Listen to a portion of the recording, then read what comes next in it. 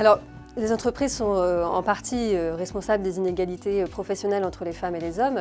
Il faut savoir que ces inégalités, elles sont produites aussi en dehors de l'entreprise, puisque un des facteurs explicatifs les plus importants des inégalités professionnelles entre les femmes et les hommes, c'est d'abord l'inégalité de répartition des tâches domestiques dans les couples hétérosexuels, qui fait que les femmes ont moins de temps à consacrer au travail en entreprise, à leur carrière, etc.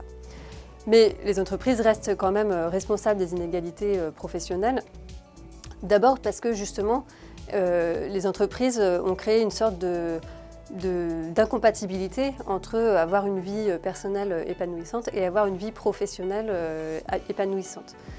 C'est ce qu'on appelle la norme du travailleur idéal dans les entreprises. Ce travailleur idéal est le plus souvent un individu qui est dédié entièrement à son entreprise, qui est totalement disponible, qui est prêt à faire des mobilités du jour au lendemain, qui est prêt à faire des gros horaires, des déplacements, etc.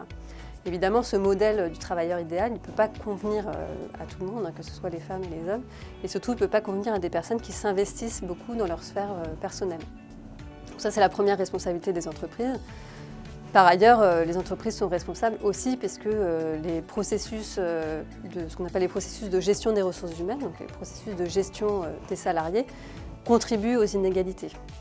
Typiquement, les processus de recrutement, si on sélectionne les individus sur certains diplômes qui sont très peu féminisés, c'est sûr qu'on a des difficultés à recruter des femmes.